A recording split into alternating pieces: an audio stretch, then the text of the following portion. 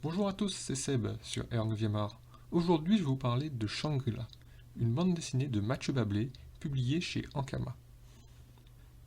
L'histoire nous amène dans un futur dystopique. Nous suivons Scott, un employé de Changzhou Enterprise, consortium qui gère les stations spatiales sur lesquelles l'humanité vit depuis que la Terre est devenue inhabitable suite à une catastrophe dont la plupart a oublié l'origine. Comme nous pouvons l'imaginer, c'est Tianzhu qui fournit travail, logement, nourriture, loisirs et bien sûr argent à tous les occupants de ces dites stations, qui vivent donc dans une société d'hyperconsommation où chacun passe sa vie à essayer de la gagner. Au sein de cette société futuriste, des animoïdes, des êtres mi-humains mi-animaux, ont été créés avec pour objectif non avoué de faire d'eux une minorité communautaire qui sert d'exutoire à toutes les frustrations humaines, afin que ces dits humains ne se battent pas entre eux. Mais les scientifiques ne se sont pas arrêtés là. Ils ont décidé de terraformer Titan, le plus gros satellite de Saturne, mais pas pour y faire vivre des humains. Non, car ils ont l'ambition de créer entièrement, à partir de rien, une nouvelle race humaine, les Homo Stellaris. Mais leur vanité causera leur perte.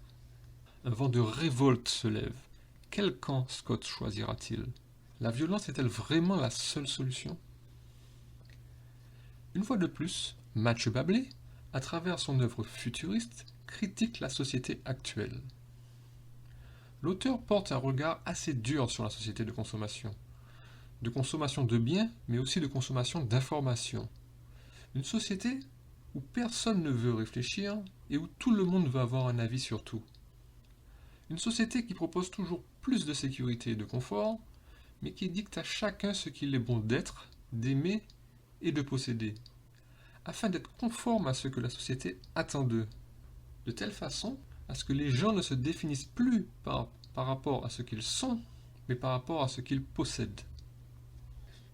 Une histoire dense qui saura combler tous les amateurs de SF qui proposent une réflexion sur la société actuelle.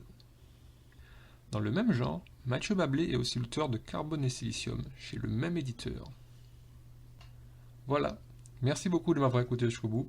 N'hésitez pas à me dire ce que vous en avez pensé en commentaire.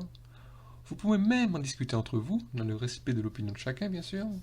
Si vous souhaitez plus de contenu de ce genre, n'hésitez pas à liker et à vous abonner à R9e art, voire même à partager mes vidéos. Merci encore et à la prochaine sur R9e art.